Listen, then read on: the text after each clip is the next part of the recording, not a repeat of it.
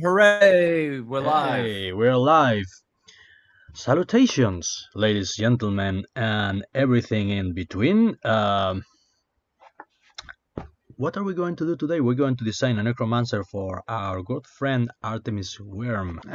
The light is a bit cheap. Let me. I think this will do. Well, And yeah. go to output and lower your bit rate by 500. Output. I had this in Spanish, right?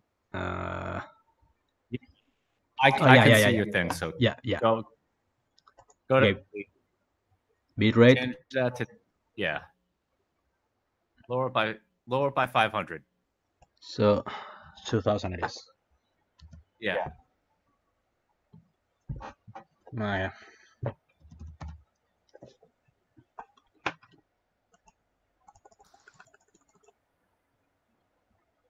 Oh, you should be able to just type that in. You shouldn't have to do that. Try, but it won't let me.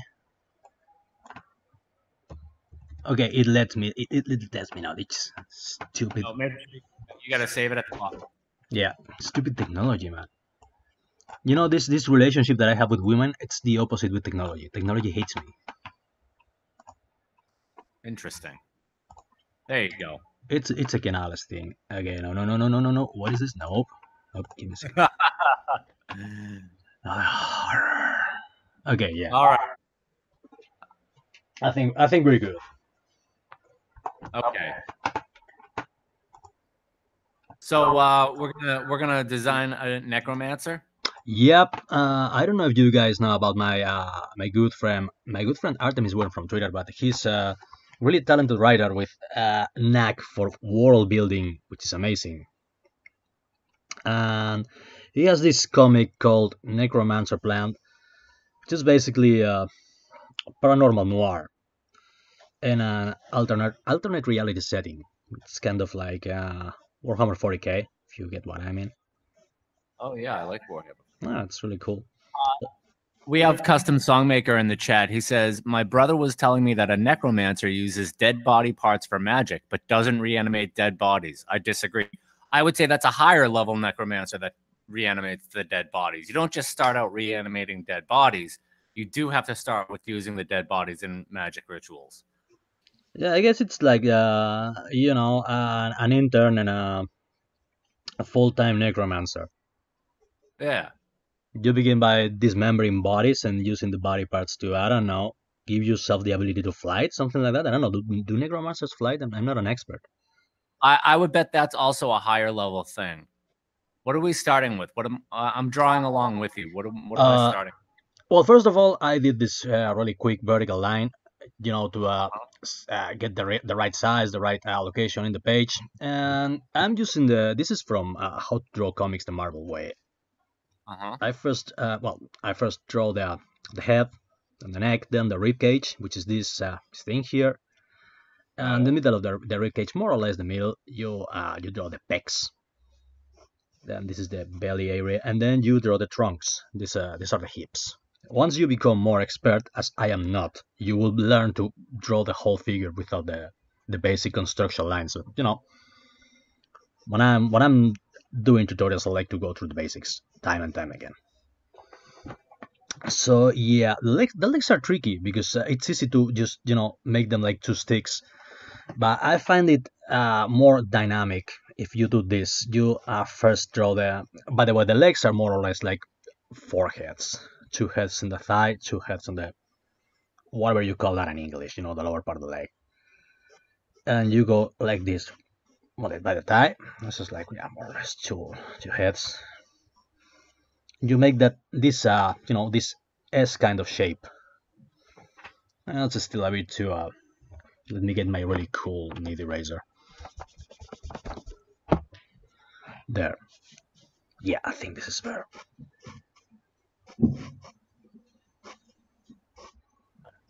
I'm not doing so good here. I'm gonna erase. Shh. Don't tell anyone I'm erasing.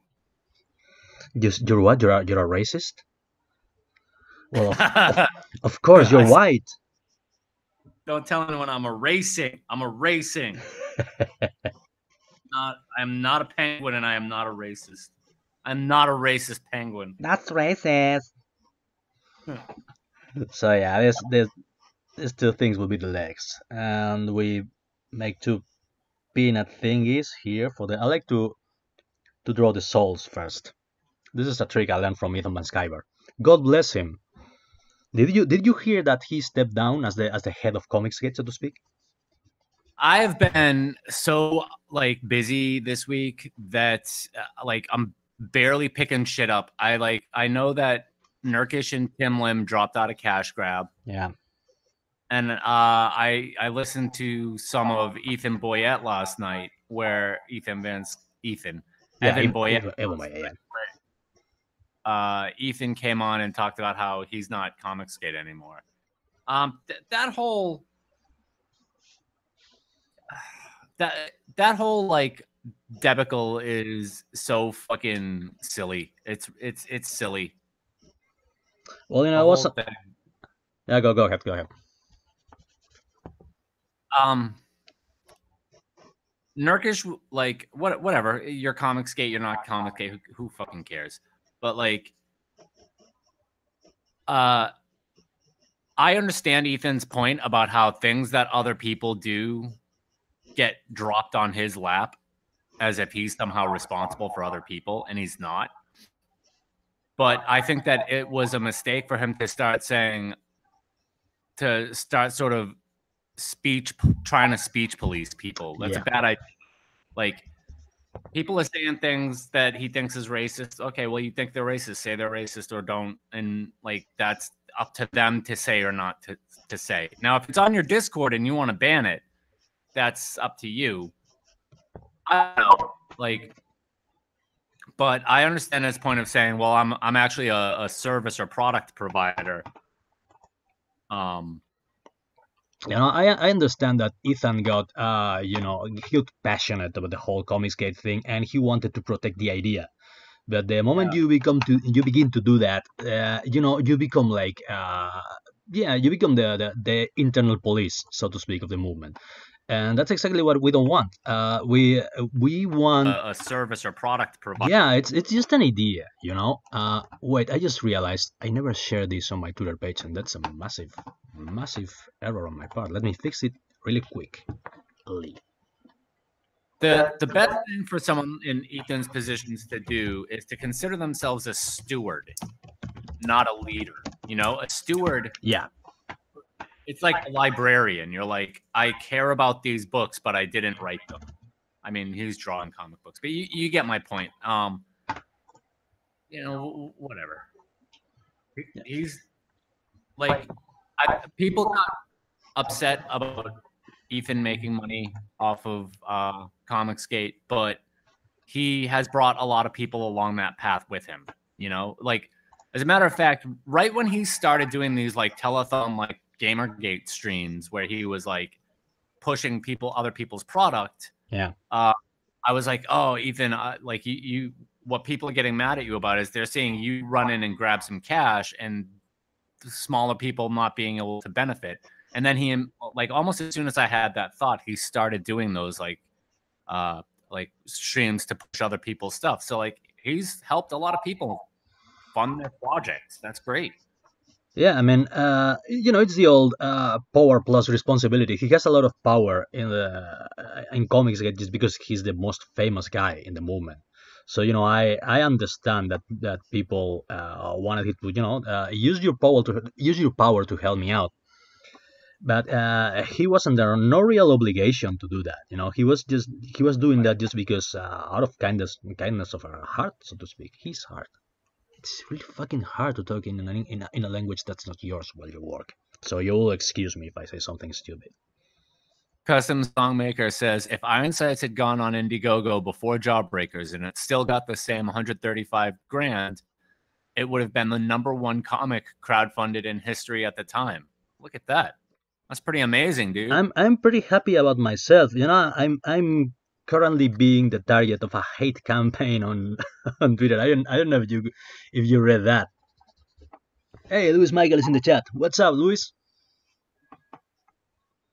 What are people saying on Twitter? I'm not on Twitter. Oh yeah, no, that's probably for the best. I'm just there because it's a good way to promote your work.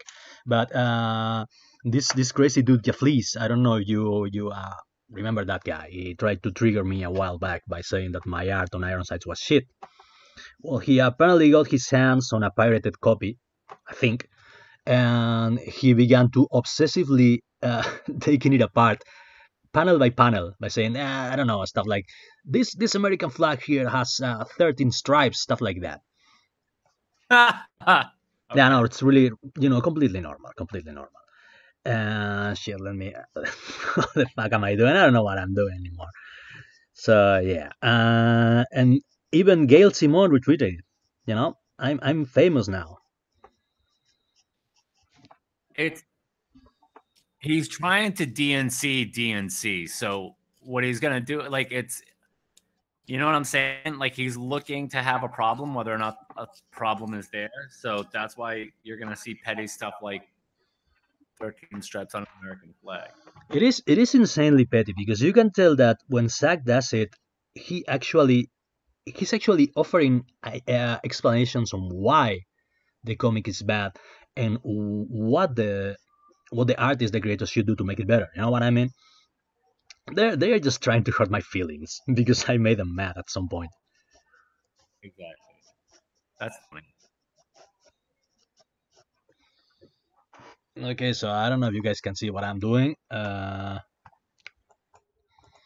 just drew a slightly iffy hand. I've drawn better hands than that. I think I can do better. Do better. So yeah, I had to interact with Gail Simon for the first time in I think forever. And yeah, I had to tell him, come on, Gail, you're like 50. You have a really long and respected career in comics. You're just picking a fight with two indie nobodies who published a passion project. What the hell are you doing? Go back to your cats.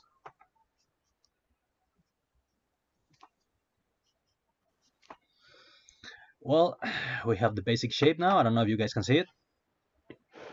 It's the basic shape of the guy.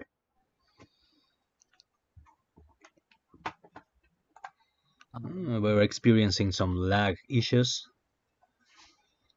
Lightning shacks.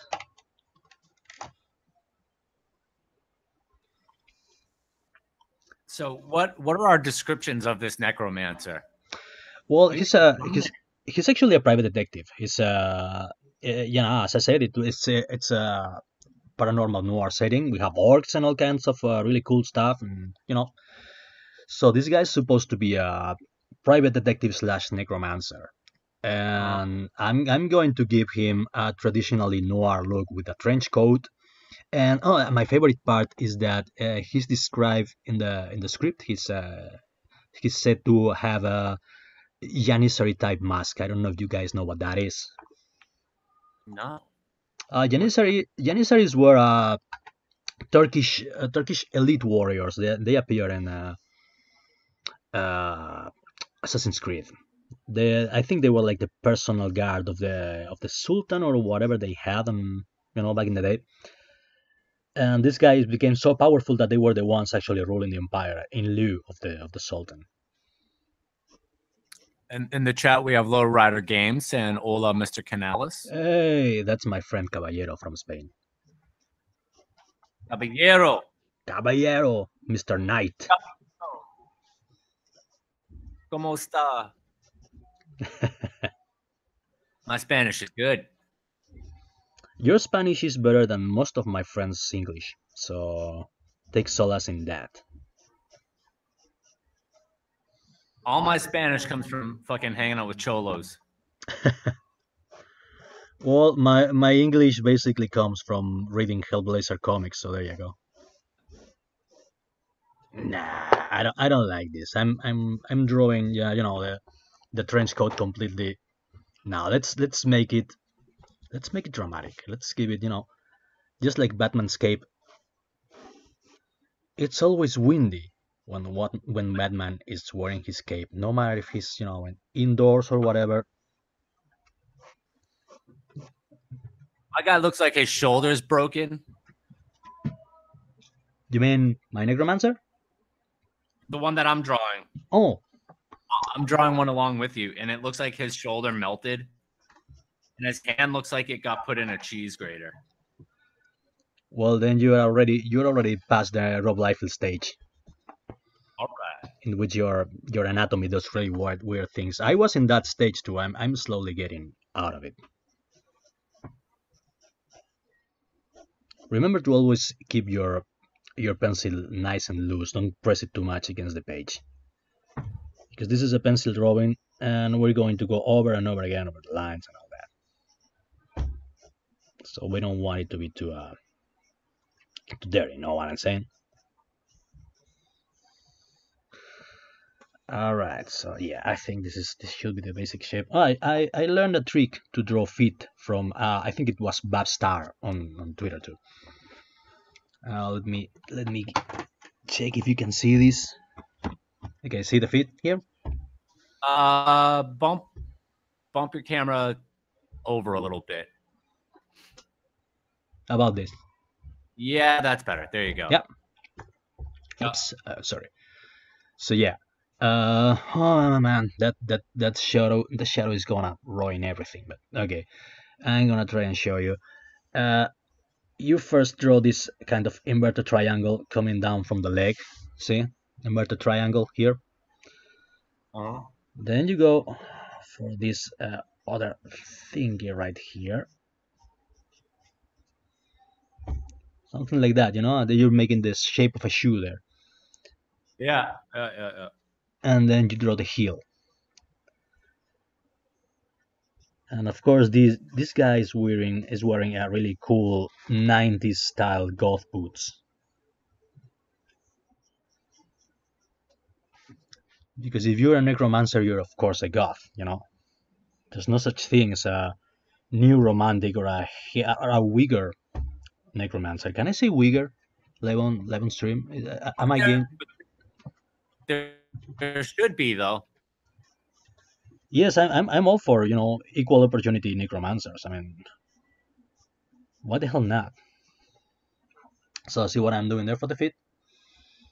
Much has been said about Canales being a shitty artist, but at least I can draw feet, unlike Rob Liefeld.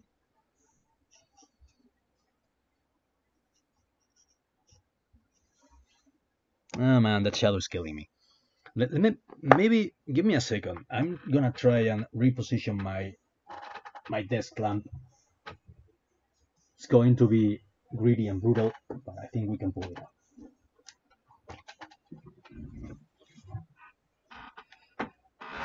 Cue some suspense music. I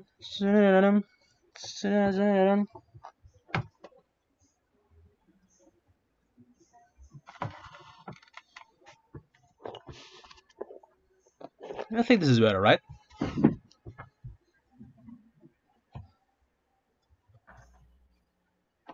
You can see a bit of the chaos that is my art tray. Fool Killer 3644 in the chat says someone told me goths are just spooky nerds. Yeah, that's pretty much it. Goth chicks are pretty hot though. Let no one tell you otherwise. Goth chicks are pretty freaking hot. The ideal of them is often more so than the reality. Yeah, I've met a couple of goth chicks and they were cool. I think it's better now, right? I mean, I changed the lighting, I repositioned the. It's less terrible now. Yeah. Oh. I think you broke off. What was that? I said it's brighter. It's less horrible. Let's leave it at that. So yeah, you can see the hand here.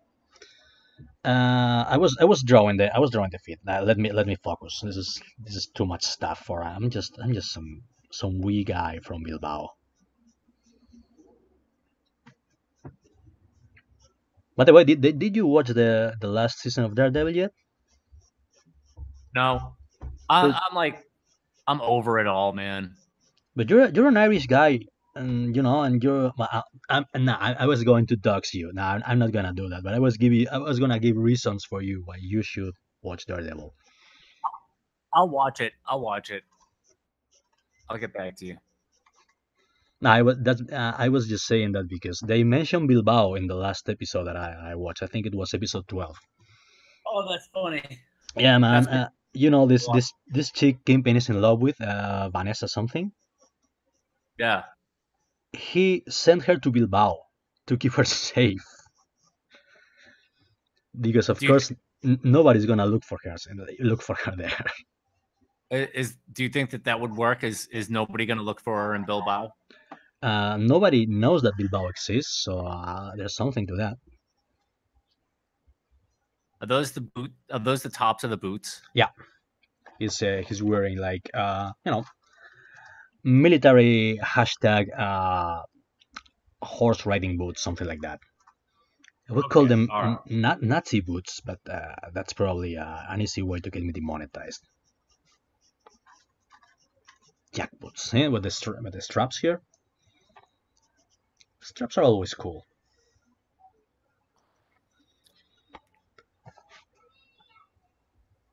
Well, did you guys see what I did with the legs? Instead of just drawing two sticks, I made them like more. Know what I mean? Given this shape, the pose I is. see the. Yeah, come again. I said I see the S shape. Well, that's a way of making them more dynamic. Even though the guy is just standing there, the pose is more dynamic now.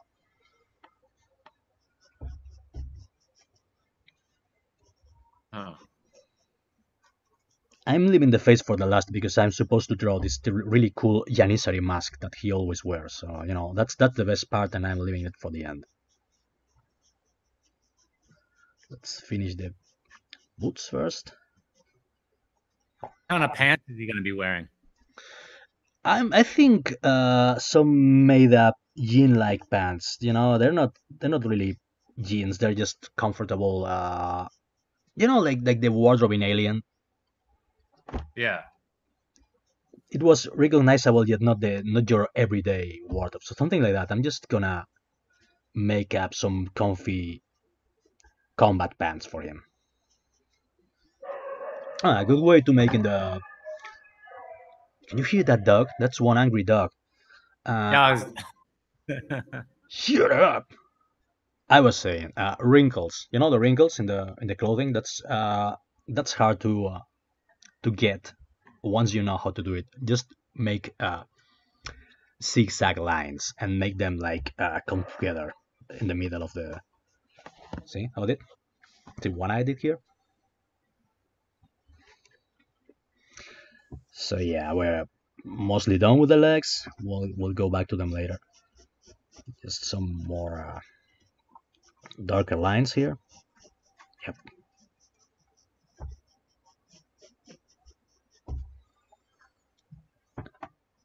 And now one of the coolest parts of the character, the gun. He's mentioned to have this really powerful revolver.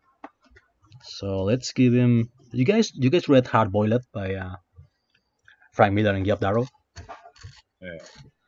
Though that comic has the badassest guns ever. So I'm gonna try modestly from my for the best of my abilities to do something like that for the gun.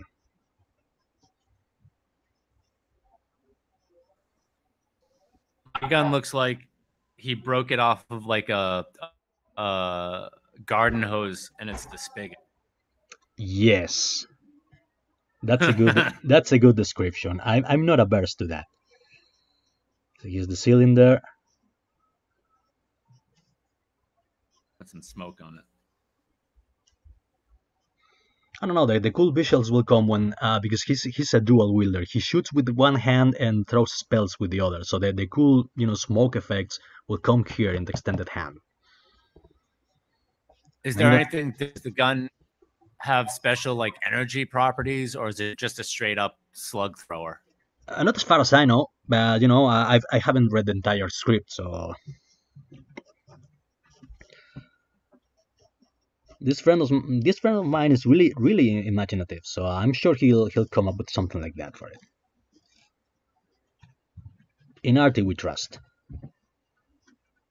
Necromancer's gunpowder. That's actually a pretty or good title. bullets made from like the bones of a dead person and then enchanted. You write that down, Or motherfucker. You write that down.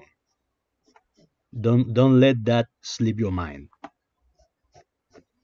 or maybe if the filler, because like a bullet cartridge has gunpowder, but it always also has filler. Maybe the filler is made from the dried blood of a mummy. What would that do? That would be very fucking badass. Sharpening time. Oh man.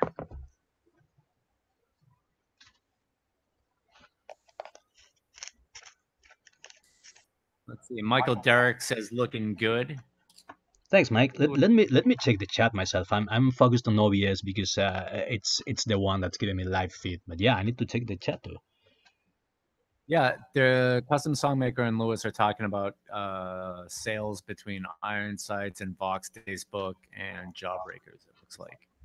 I think Iron Sights surpassed Box Day, right? We sold more than him. Oh, I don't know. Did you? I hope so. Chat, did that happen? Let's see. He said something. Vox Day got 250 grand, but he apparently gave himself multiple 5,000 donations. Oh, that's so there's the thing about Vox Day. I'm gonna riff on the Vox Day situation a little bit because I haven't really talked about it much. I read Vox Day's SJWs Always Lie. That's probably when I really heard of him the first time. And I think that it was very poignant, and he was correct in most of what he said about how to deal with SJWs. And I have no issue with Vox Day making comics or getting involved in Comicsgate or anything like that. I think he is a bit of a carpetbagger, but whatever. The making the label for his Comicsgate was presumptuous and like opportunistic, Yeah, but that's not. yeah, that's Like, how I not see it too. He's an opportunist. I mean, I don't really give a shit about his political views because I don't really know them. But I think my problem with him is that yeah, he looks like a guy who would parasitically latch on to any ongoing controversies on the internet. You know what I mean? Yeah. Hang on one second. Yeah. Like, that doesn't mean that anything he writes is going to be bad, but outside of that, he's definitely like when that happened, I was like, oh yeah, that's definitely something that guy would do. Like, and Ethan, like, sort of, he didn't really disavow Vox Day, but he was like, he's a different person than me. Yeah, that's fine. Whatever. Where was I going with that? Oh yeah, whatever. So yeah, you were trying to weigh in on the Box Day situation, and Like, Ethan put himself in that weird situation where he was like, oh well, I am the leader of Comicsgate. It's like, oh dude, I don't know that that's a great idea. I was. Yeah, no, go ahead. Sorry. I understand that he was trying to protect the idea from someone like Vox Day coming in and being like, no, this is an alt-right thing. No, it isn't. No, it isn't. It isn't. And you're free to do whatever the fuck you want, but to try and shore it up as a resource for yourself, that's not a great idea. Yeah, I was talking about that to a friend before, and the thing about Comicsgate is that it's an idea. It's not really a movement. It's not like we have a leader or anything. We just want. I was going to say politics out of comics, but politics is just a nice way of putting it. We want left-wing radical bullshit out of our comics, and that's pretty much it. We're not like anti-Comicsgate, who will they are a legitimate movement. They have like leaders they obey to. They get organized to fuck with us and have us deplatform. We just want to make comics. If mainstream comics won't cater to us, we'll just make our own comics, and that's pretty much it. You can even simplify it further, and this is something that maybe when people get a little older, they'll pick up on is it's people who have money that they are spending on a product who do not want the people who create that product to A, make shitty product, and B, mistreat the people that give them money for their product. That's it. It's customer service question. Yeah, And that's so like, and every customer has a right to demand that service. Like, it's not egregious, it's not crazy. Don't spit in the food that I just paid you to make me, please. yeah, it's as simple as that because there's actually I used to be. I mean, I was going to say that there's actually lots of left-wing people who are unhappy with the current direction of Marvel, and I was one of them because I used to be rabidly left-wing. I don't know if I ever told you guys, but I used to be a full-blown communist. I just wanted to, disconnect a bit from my everyday grind of talking about communism when I read comics. That's all I wanted, really. Just not now, guys. That's all I said. Not now. Let me enjoy this thing. And of course, that had me branded a fascist, and here we are now. And the thing is, like, people say that comics were always political. Yeah, but they were like well written. They Yeah, were well written, and it wasn't a bludgeon that people were using. And listen, that's the thing. I have nothing against politics, but politics and propaganda are not the same thing. Right. What we're witnessing now is blatant propaganda. They keep bringing up, the Green Arrow, Green Lantern comic as an example of there was always politics in comic books. Yeah, but that comic book represented both sides of the argument in a respectful manner, which Uh-huh. is, you know, it's the bare minimum that you need to do when you're tackling politics in a comic. And that's the thing, like, that I don't know, it was even like no one had to make a rule about it. It was just a standard. Like, you knew what being well written meant. And it wasn't a bludgeon hitting people over the head. Like, there are very liberal, like, environmentalist stories that you can read or watch, and you're like, oh, that's really good. Like, whether or not I want to go hug a tree right now is a different question, but like, that was a good story. Like, Tolkien's fucking Ents thing. Like, he was a Yeah. big tree, right? Do you care? My favorite Star Wars expanded universe story is Crimson Empire, and I read it when I was like, I don't know, 20, something like that, when I was still a rabid leftist, and I parodied all the leftist ideals and all that. And I remember thinking, whoa, this comic has so many conservative values thrown into it, but because the guy, the protagonist is a red guard, one of these Crimson Guard guys, and he's like a samurai, and he has this.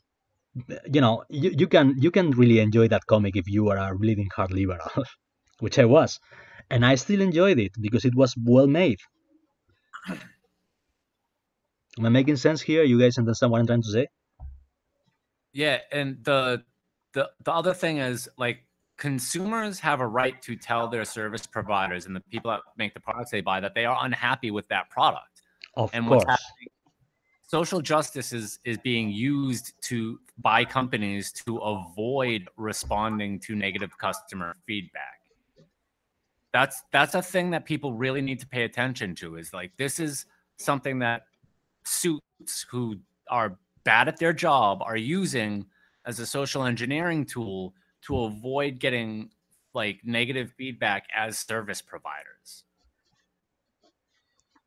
What really fascinates me is that when I was a kid and I was, I don't know, 15, most of the guys that I know see sucking up to Marvel were like, fuck the system, fuck the establishment, fuck big corporations, anarchy and all that. And now they're all like, well, no, whatever Disney says, right?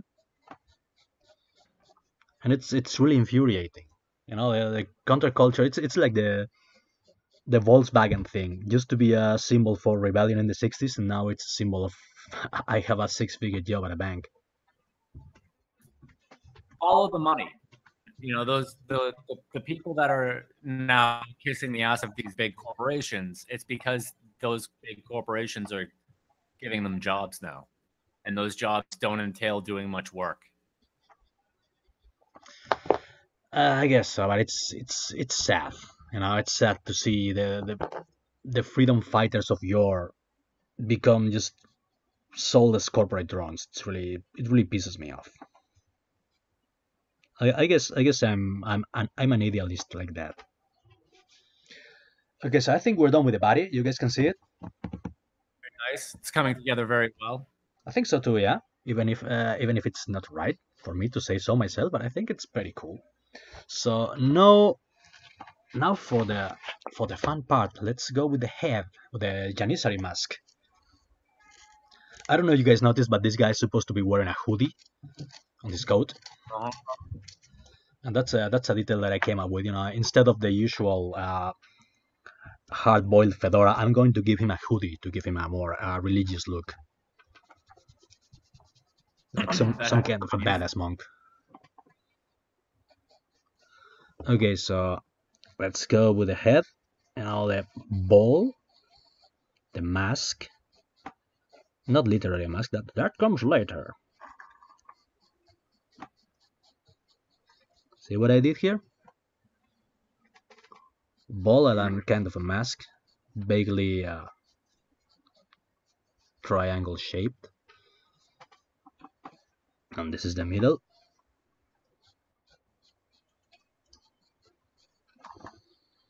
Remember, kids, until you get a good hold of drawing, always use your construction lines and your basic shapes. It's all about that. Once you've been doing this for years, you can do it, you know, freehand. The shoulder is a bit iffy. Not right.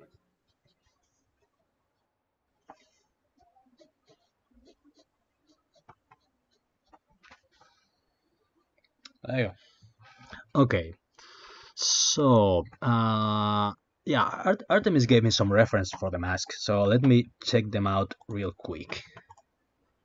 There are my DMs.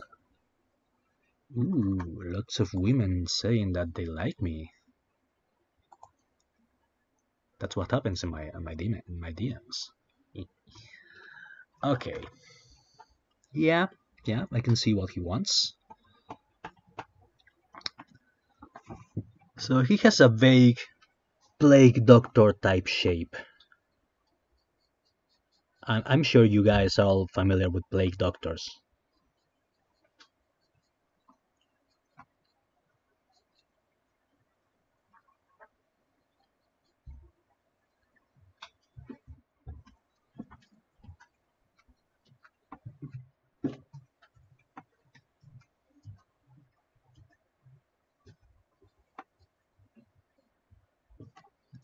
See what I did there? The cross on the eyes and all that? Let me take the bloody reprint. Hey, Imega Arts is in the chat. What's up, Imega? ¿Qué pasó, mano? That's me speaking Mexican in a rather offensive way.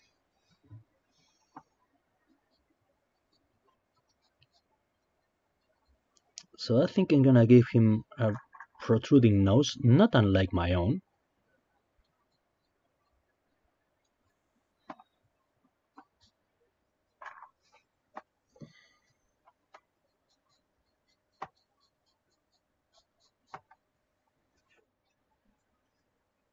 They're still debating the sales figures in the chat. That's cool. That's cool. What is Lewis Michael talking about his own Indiegogo? What is he talking about? I'm cool with that. In a because it looks really good. And a bloody reprint from a webcomic to start with. Yeah, the campaign has other things thrown into each pledge. Lewis, is that your comic you're talking about? I'm trying to figure out.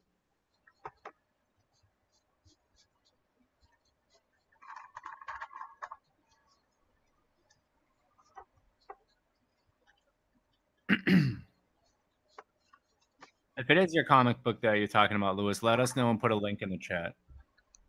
Yeah, man, we'll shield it for you. Oh my god! Really, I finished my first coffee of the day. I was awake for like maybe 20 minutes when I got on this hangout. I'm starting to wake up now. Oh, that's looking really good. Well, thanks. I see the skull shape forming. Yeah, it's vaguely skull shaped. I also want it to be like iron cast, you know? It's vaguely like a cross, maybe like a skull. Yeah, I'm picking up what you're putting down. There's two respirator thing is here on the sides of the jaw. He Is this looks guy? Is he a villain? Do you no, know? he's the hero. Oh, you should see the villains.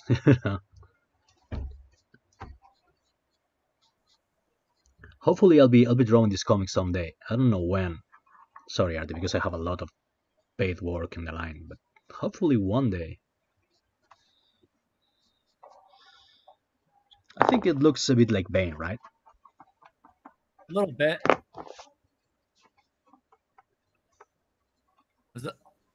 Excuse me. There's a little bit of like a grifter look. There's a little bit of I keep thinking of. Do you remember the Sin Eater storyline in Spider-Man? The what storyline? The Sin Eater. Oh yeah, the senior. That was really cool. Yeah, it reminds me a little bit of the Sin Eater. Well, thanks for that. I always like the senior. It's like a, second-rate Punisher. Yeah, exactly. I really like the look with the black trench coat and the white featureless mask. Uh-huh. Also, if I remember correctly, that was the guy who helped spawn Venom, right, in the comics.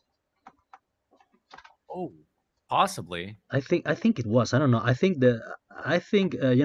how Eddie Brock in the comics was disgraced as a reporter because his sources were I think he interviewed a serial killer who he thought was a sin eater and he wasn't because the real sin eater got unmasked by Spider-Man. I think you are right. I don't know. I'm just being a huge nerd right now. So I think you guys can see what I did with the mask, right?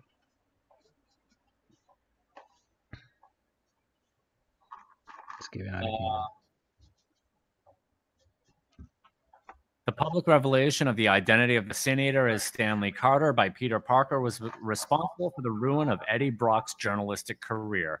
As Exactly. Brock published a series of articles on the Sin Eater in the Daily Globe based on his interviews with another man who claimed to be the Sin Eater, Mr. Emil Gregg. I remember I bought that comic as it came out on the newsstands. And so like I like watching Venom happen in real time. You were one lucky bastard. I remember first knowing about Venom when I visited New York for the first time, and we went to Chinatown, and my mom bought me this comic, a Lethal Protector #1, with a reflecting cover and whatnot. And I thought this guy's really cool. He's like an evil, terrifying version of Spider-Man. I mean, I like that shit. Yeah. I was my introduction to that whole world came like the you'll understand what I'm saying in a second. I had a black Spider-Man Marvel Secret Wars action figure before I knew the story behind the black costume. Mm. Oh, this costume is way cooler than the red and blue one. And then I started chasing an older friend of mine who knew more about comic books. And I'm like, why is the costume black? I don't like, what's the story? Why did they change it? Because I'm one of those people, like, if anything changes, you want to know the story behind it, right? There's always a story behind it. Yeah, there has to be a reason. Whoa, nice. It's like, oh, well, Marvel's Secret Wars happened and Spider-Man went to another planet and he got his costume all fucked up. And then a machine gave him a new one and it turned out to be an alien. I was like, whoa. In my mind, man. It was. Remember when comics used to do that and they would give you an explanation and you would say, well, that's so fucking cool. I want to read that story now. Yeah. That doesn't happen anymore. Well, We're working on that, Canales. Yes, yes, we're trying to save the industry from itself. Uh, So what do you guys think? I think this is getting better every second. Mine is not. Let me take this a bit farther so you can, right? Mine is embarrassing. Well, hey, I'm not gonna judge Wolf in there. You always start doing shit drawings and you get better with practice. I gotta learn. You know what? I gotta read How to Draw the Marvel Way. Oh yeah, yeah, no, go get that book. It's great. There's actually a video version on YouTube by narrated by Stan Lee himself. Oh man, Yeah, it's not too long. It's about an hour and a half long, something like that. And yeah, I've been drawing a lot lately, and now we've discussed this. My best drawings are of titties and vaginas. I do really good. I can draw good asses, but beyond that, you know, we're stick figures and maybe some cogent squares and circles.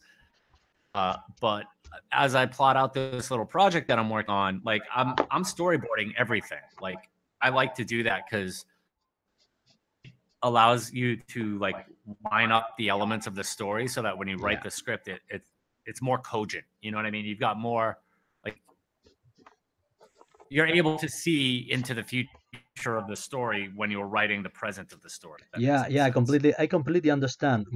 A lot of times, I'm writing this script that I told you about, and I'm honestly writing it for reals this time. And when you begin to planning it ahead, it kind of unfolds before you. Know what I mean? Yeah, you're like, okay, on page 20, they have to be at this. Like, if we're traveling through a forest, they have to be on the other side of the forest by page 20. So you have 20 pages to get them on the other side of the forest. And you know that on that 21st page, there's going to be a flash page of this thing happening, this confrontation happening. Now you can look at your 20 pages ahead of time and ramp it all up. It helps a lot, even if you're not good at drawing. If you just sort of like stick figure out your blocking of characters going to be where as you're writing it, I find it really helpful. And I've been using, Zach said he likes to do a note card per page. I find that helps a lot. I'll describe the page on the line side of the note card, and then I'll flip it and storyboard out the page on the blank side of the note card. Yeah, that's a good idea.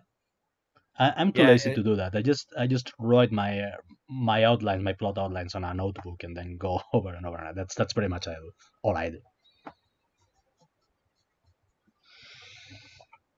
Well, I think this is it. Can you see I think it looks great, even though I shouldn't say so myself, but I think it looks pretty cool. That looks pretty cool. Thank you. I'm gonna do the little texturing thing that I learned from Greg Capullo, that I think I mentioned in my my previous video, of which I had to remove the audio because some asshole hit me with a community strike. You assholes, you boring assholes, fuck off. Wait, why did they give him a strike? Why did they give you a strike? Because I was listening to John Carpenter on YouTube. Oh, yeah. But still, you're one boring asshole. But we all should be brothers in our love for John Carpenter's music. Come on now. So yeah, as I was saying, I'm going to do this volume shading thingy that I learned from Greg Capullo, which is basically you put the lightning source here. I don't know if you guys can see it, but it's a little ball, like a little light ball, and then you draw a kind of really light explosion coming from here, kind of like this. Explosion. One thing I'm going to caution anyone listening to this who wants to stream: don't play music and video shit that you don't know you can play for sure, because that will get your shit knocked down. Copyright laws. Yep. I mean, it's like they don't fuck around, man. Like it's. I see people's streams getting taken down because they played a Metallica album while they're fucking talking. It's like, dude, Metallica are pretty serious about their copyright enforcement. Like, don't play Metallica music on your like. You just gotta be careful about that. Especially if you're. Whoa! What was that? I don't know what was what. There's some kind of echo. Echo. No echo here, senor. It's me then. I don't know. I didn't touch anything. Just us mice.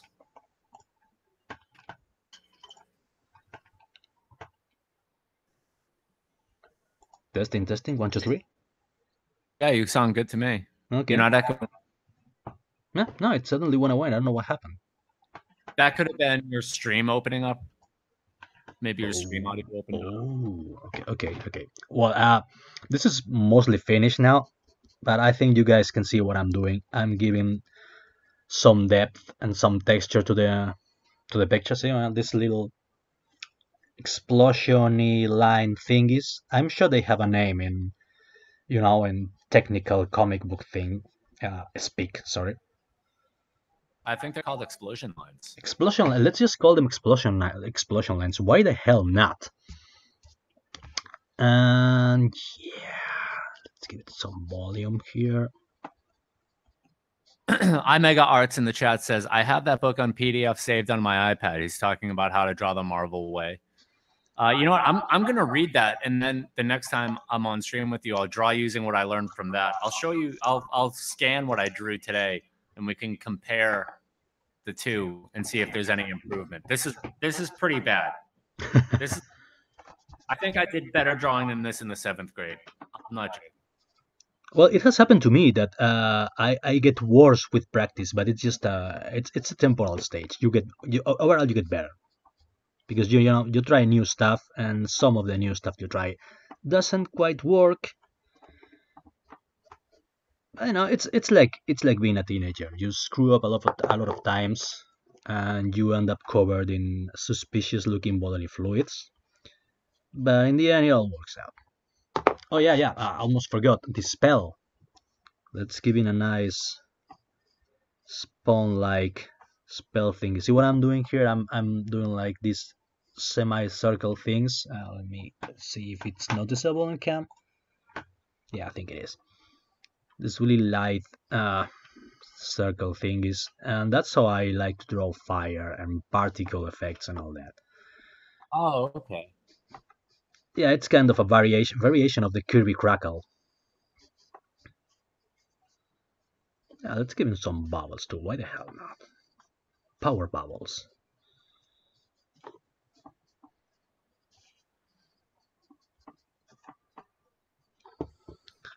And we enhance the lighting effect by doing really live, shading effects like here. Yes, that's really cool, like a beautiful woman. Oh. Or a bunch of holy chicks. It looks like a little bit like Swiss cheese. Yeah, I guess you can call it that. Swiss cheese of necromantic power. I love Swiss cheese.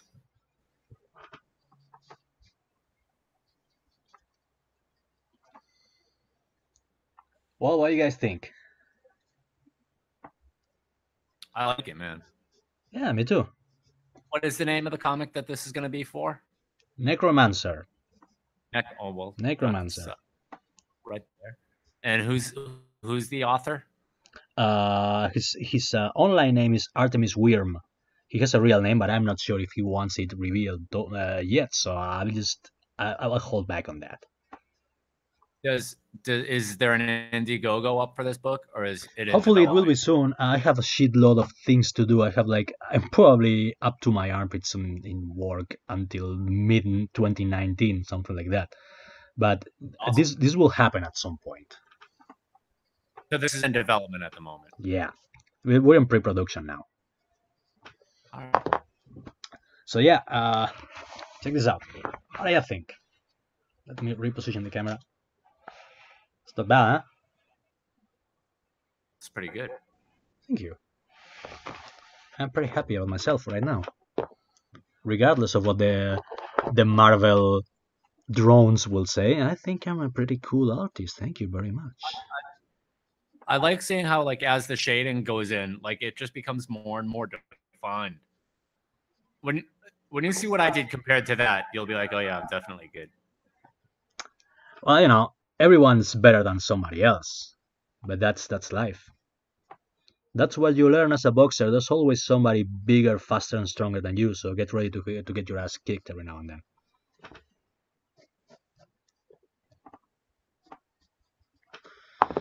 So I think we can call it quits. What do you guys think? Well, there's one thing you have to do though. Please tell, do tell. You have to put the Canales brand on that lower right hand corner.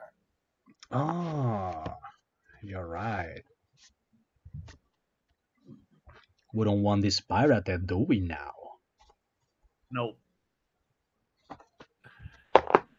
There you go. Nice. Again, you can see this Necromancer drawn live in all its macabre glory. Yeah, more or less. So yeah, it has been nice. I need to thank my friend Midnight here for helping me out with this whole live stream thing, which is driving me insane. And thank you all for watching. And we'll be back next Sunday with another edition of Drawing with Canales. Drawing with Canales. Stay out of trouble.